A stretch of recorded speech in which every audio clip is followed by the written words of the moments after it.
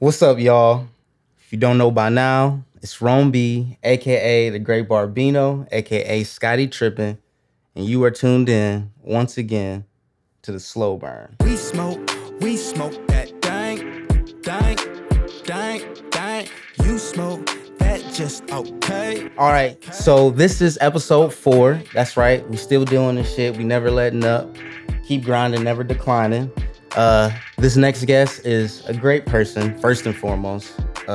Close friend of mine, collaborator. Just last year, she dropped her self-titled EP that I'm blessed to say I got to work on. She teaches yoga, she sings, she runs 2 businesses that I know of, at the very least. Everybody give it up for my guest, Shaëlle. Hello, how you doing? Welcome. Nice to meet you. I feel like we should have like a. You seen Undercover Brother? Undercover. We got started early. All right. Anyway, let's spark these joints. Yep. Let's get to it. Cool. Let's do it. How are you doing today? Good. Do I look at the camera? Do I look at you? You can do whatever you want. I mean, you know that you have this camera here. Okay. So if you need to say something to the audience, you can look at them dead in the eye. Okay. Yeah, like Modern Family. But yeah, so what have you been up to since you dropped your EP last year, Shaëlle's Demo? Since I dropped my EP last year, I focused really on just writing some more. I didn't do like a ton of performing in 2021, but 2022, I'm just out here ready to share the music, ready to just, sing live. Like that's really what is like motivating me right now. Nice. Since the project. I'm like happy that I have something out that I'm proud of, that I can refer to, I can send to people. But then I'm also like, now I'm like, I want to perform that shit. Cause like, that's what made me fall in love with music in the first place, is being able to like do it. Facts. You know what I mean? Yeah. Not just like sending people a link on Instagram. Right. It's like, yo, stream it. Mm-hmm. And then do it once and that's it. No, I feel you. So when you say writing, focusing on writing, like writing for yourself, like you got new shit on the way, or you're writing for other people? Like what's that? So writing for myself mainly. However, thank you for continuing to manifest the writing for other people, because that's something that I put out there, like especially at the beginning of the year. Mm-hmm. And I'm really like actively trying to do that. I want to have people approach me when I do perform so that I can write for them, because that's like, it's definitely a dream. Like, like what's that girl's name? Like Estee Lauder or whatever? Esther Dean? Esther Dean. Yeah. Yep. Esther Lauder's a makeup. Esther Dean. Esther like, Dean, like yeah. a her. She's or a like legend. Yeah. Esther People don't know. Her. Even like, who else just writes? Her as in Her. Okay. Her, Yeah. But yeah, there's a bunch of just like Sia. Mm-hmm. Yes. There's someone else that I'm forgetting that like is definitely a major influence for me. But it's like I want to equally write like fire songs for me and fire songs for other people too. Okay. Like a Neo, Yes. Like come on, yeah. Hell yeah. So, who would you write for? Like if you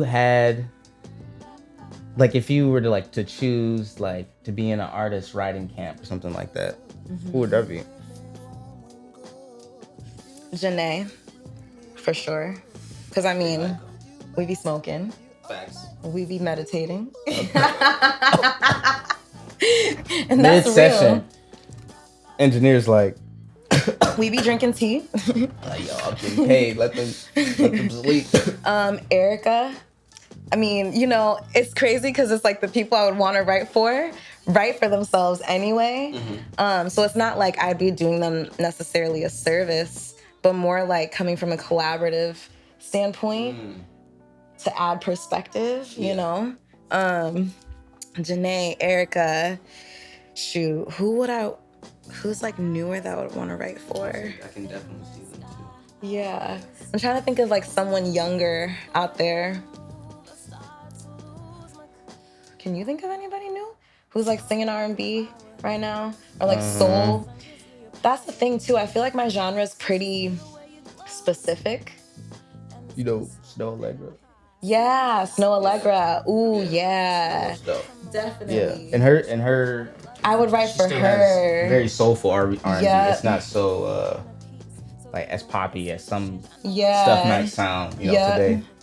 Snow for sure. Mm-hmm. You know, so you know, with the intro, I definitely say, you know, you got two businesses, and I know that's people of culture, Okay, right? And yeah. then the banana. I love that people add their little. Banana. It's like ba-nun.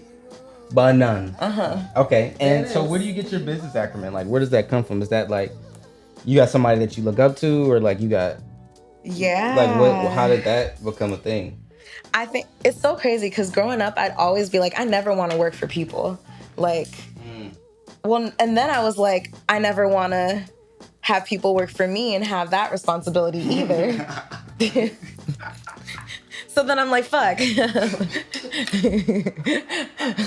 So obviously the best thing to do is start a company called People of Culture. No. I guess, I don't know. It's just like, I've worked for different jobs, and I think like any entrepreneur, you get to a stage where you're like, fuck, like I could do this. You know, not even on some cocky shit, but just like on some like, I see how this is like run, and I think that I could add value to it in a different way, in my own way, that could also still be successful. Yeah. You know what I mean? Yeah. So Exactly what you mean. that's kind of, I had like one job that I was pouring my heart into, and they were like preaching family, all this stuff. Pay me shit. Never trust the corporation that's telling you we're family. Like, Yeah. listen, a corporation is not even a person. Okay, And that family, that corporation, definitely, like, they had an investor, and the investor was like, you need to do some budget cuts. And part of the budget cuts were like four people's jobs, and I was one of the 4 people. Damn. And I was like, okay. And after that, I was like, fuck this shit. Like, I don't want to work for anybody ever again. Mind you, like, I've shifted my mentality since then, but that's definitely what sparked, like, all right, like, you're hustling for yourself. You're going to make it work for yourself by any means necessary. Yeah. And I've always been a creative person, but that really, like, catapulted, you know, my entrepreneurship journey. I dig it. You know, for like the past 4 or 5 years I know you've always had something going on, you know, and like ups and downs. And so I remember you were doing Our Space and like, whew, that was like, my first failed business. Yeah. Is what I like. It wasn't failed because like I learned so much, right? And because of Our Space, I'm able to apply what I learned to my current businesses, like not overexerting myself, like not charging something cheap just because it sounds good, just because I want my friends to book it, you know? Like that was, I think, one of the biggest mistakes that we did, is like we were just underselling ourselves. Like, why was I renting space out for so cheap when I was like struggling to pay for the light bill? Just because I wanted my friends and me to succeed, you know? And then I think that, like, because it's not just on them, it's not just on me, it's like a symbiotic relationship, you know? So like by me doing that also created expectations that couldn't even really be met, you know? So I think I learned so much from that. Also learned to like save up backup capital, because I was so scared of not being able to like pay rent. Rent was like $3,000, and one month we like didn't have that. And then that's when we lost it. It was just 1 month, you know? It's all it takes. But also it's like, that's not true. Like now I know that there's so many more like small business resources and like, I don't know, it's just people in the world that want you to succeed. And who wouldn't let you just fail off of, I mean, $3,000 can sound like a lot, but in like business world, it's really nothing, you know? So yeah, I think I really like try. I'm a type of person that like, even if I do have a setback, I might like cry, let it out, release whatever. But like, I really will like see the light at the end of the tunnel. And like, gratefully, for me in my life, it hasn't taken long to do that. Like, I don't have to like sit in it for like a month or 3, you know, to like see the bigger picture. Even if to experience the emotion and understand and come to terms with that, this sucks. Yeah. But then you also be like, all right, now it's time to shift out of that. Right. And it's not denying it. Like, I could still be hurt about it, or I still get sad, but it's like I know ultimately, like, okay, this happened for like the best, you know, this is supposed to happen. This is part of my journey. Even if it hurts, you know. So what? Because first of all, you inspire me. Okay, like, what inspires you? Like, what? Are you saying this because it's the show? I'm not just saying this because we're on these very high definition cameras and this very high quality audio in a very well lit area. No, I'm serious in terms of, especially with the R space thing, because talk about a bounce back. Like, you know what I mean? And there's other stuff in between that you know, that I'm aware of that isn't necessarily relevant to this conversation, but that's inspiring that look at you now. You know what I mean? Like, everybody wants to travel, you know, and you made it a business. You know what I mean? Like, that's what's dope. So who or what inspires you? What keeps you going? Yeah. I think, I mean, this is gonna sound so like whatever. You can put some black ass music behind this part, but like it's being a Black woman, truly. Like I'm used to having to think outside of the box to get what I want. Like, you think when I was losing art space, I didn't apply for small business loans then, but then it's like, oh, okay. Now I learned that I have to have had like a business account for 2 years before I can even apply for like one through a bank. You know? Oh, wow, okay. So like that would have been good to know. Because I've had this for 2 years. I would have did this already. You know?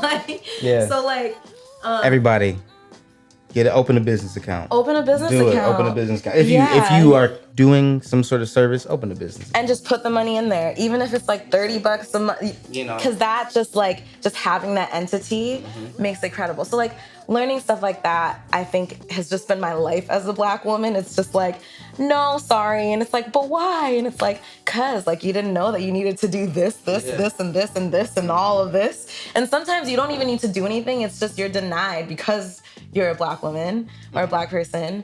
And so I think that's like forced, like it's my instinct to think outside of the box. You know what I mean? I'm not like forcing it. It's just like, if someone says no, I'm like, all right, how do I make this happen? Like there isn't a like defeated space. Deciding to say no to not necessarily experiencing failure, but to embody failure. Like, okay, so now I'm a failure. Like, no. This is just a setback. I'm still going. And don't get me wrong. Like, of course I feel that way sometimes. It's like, fuck. It's like, damn. But then you got to put things into perspective. And I've been putting things into perspective all my life. So at this point, it's like, okay, like, all right. And at least I can see it. You know what I mean? Before I get too caught up in the feelings. If that makes sense. So I guess it's like I wish I could be like, yeah, it's like I worked this hard or I read this book, but like I really think it's just like who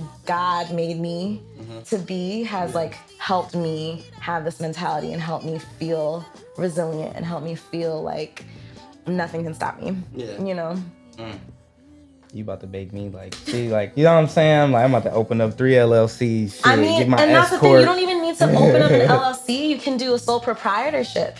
And a sole proprietorship. So the LLC definitely helps you protect, like, if someone is suing your business, right? Like, they're not suing you, they're suing the LLC. Typically, LLCs, like, don't have as much, you know what I mean? So if someone's suing your business, they can't necessarily take your home or your car. Someone's suing you, they can. But then there's also things that, like, set you up for success, like insurance. You know what I mean? True. So like you can still register or file as a sole proprietor, get the insurance and the protection that you need to support yourself, so that if someone tries to sue you, they're not suing you, they're suing, you know, or you have insurance for whatever. Yeah, they're literally suing because the company is its own entity. Yeah, person, and you're filing taxes for that too. And then that's also helpful too, because it's like, you know, like getting my nails done for this interview, tax write-off.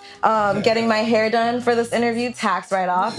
Just as much as, you know, paying this weed, tax write-off. No, for real though, but that's just as much as like you paying for the expensive ass equipment that you put, like, that you literally put your soul into and your paycheck into to create content for people to hopefully heal, to hopefully connect with. It's like just as much as that's something that like you would write off, same thing as like taking care of yourself and presenting yourself. It's like all of it, you know? So yeah, I mean, I definitely encourage everyone to like, if they do have some type of like tickle in their heart to start a business or to like do something, they don't even have to think of it like that. Just do something that they love on their own. In the beginning, like go for it. And then like learn about the government and use that to your advantage, because they definitely use you to their advantage. Like that's just, I feel like that should just be like government. We use people to our advantage. Government we use people to our advantage. Yeah. Like, that's the jingle. But, and then there's the next part, like, but we have ways you can use us. Us, exactly. So, exactly. You know.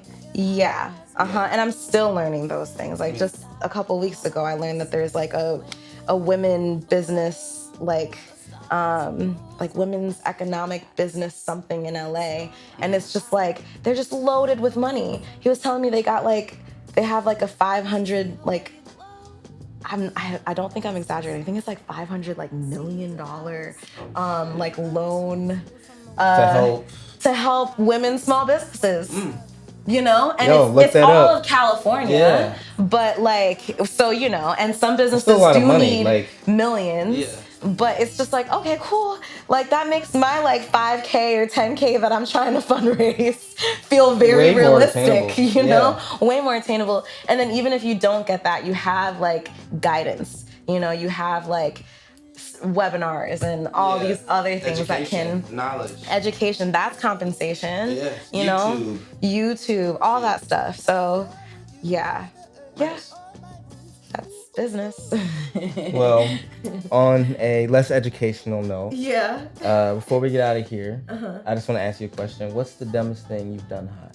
Because apparently I've asked the smartest thing question, but I'm like, but apparently there's a trend that no one does smart things when they're high. So that's not true. Okay. I run anxious. So like maybe I shouldn't say You say I run anxious? Yeah, like I tend to be anxious. So weed calms me down. Like most successful things, I will not go into I won't elaborate too much, but most of the successful things that I've done in my life, I've done high. Nice. Hell yeah. I get high before I make some decisions and before I like go into some meetings. It's like the limitless pill for you. For real. It's like, it's my coffee. I don't drink coffee. It's not like my thing. I need that thing to just like chill me out, and that's weed for me. Okay. So most of my, like, I feel like weed chills me out and makes me smarter. But a dumb thing I've done on weed? Oh my gosh. I've like, smoked in my bed. Weed. On weed. On weed. Okay, my bad. You smoking in your bag. You was hitting. It's because you had 2 weeds that day. So it's like it's hard for me to think it is a medicine, right? But sometimes like I gotta get out of the mindset that it's a drug, and that's how like I feel like my mom would define it. She's like, you're on drugs, you know, like you're on pot. Yeah, for real. It's a gateway drug. That's her thing. It's like, oh my god. But smoking while I've been high, I've been on my bed and I was smoking, just thinking about life. And then the like weed fell on my chest, like the like cherry fell on me, and Wow. So it burned you. Yeah, it burned me on my chest, and that was embarrassing. I was like, what the fuck? Then I was like, why was I smoking like upside down anyway? But it just seemed like a good idea. Yeah. Well, now you know. It's like when you lay with your phone in your head. Yeah, and then every once in a while it just hits you in the face. Yeah, You're like, no. It only takes one time, right? Maybe twice. You thought you was cool. You thought you was like in the 70s in the bed, smoking your joint. Thinking about life, right? enjoying the high. Not and then I was like, and it took a second to like realize that I was getting burned too. So then I was like, yeah. I was like, well, people, obviously there's fire involved with, intaking marijuana through combustion. So please be careful and take at your own risk. Yeah, smoke upright. Yes. If you get nothing from this interview. Right. Well, thank you so much for being on the show. That was it? That was so easy. Hey, it's just a vibe, Nice. And you caught it, you brought it. I brought it. Now we're about to get into some music from you. So everybody, thank you for joining us. Tune in next time. Stream my album. That's right. Start a business. Shaëlle's demo. Start a business. Some indica.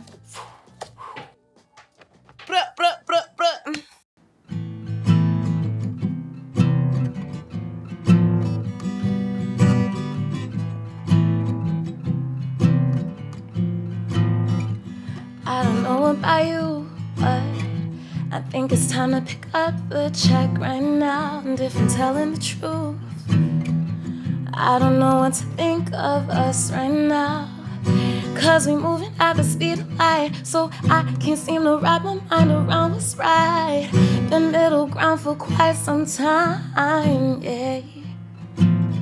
See, I don't know about you, but I think it's time to pick up the check right now. If I'm telling the truth, I don't know what to think of us right now. Cause we're moving at the speed of light, so I can't seem to wrap my mind around what's right. Been middle ground for quite some time, yeah. I try to kick back and relax, but every time I lean back, I notice you're never beside my track. I try to kick back and relax, but every time I pull up, come to find I've already lost your trust. I don't know about you, yeah. I don't know about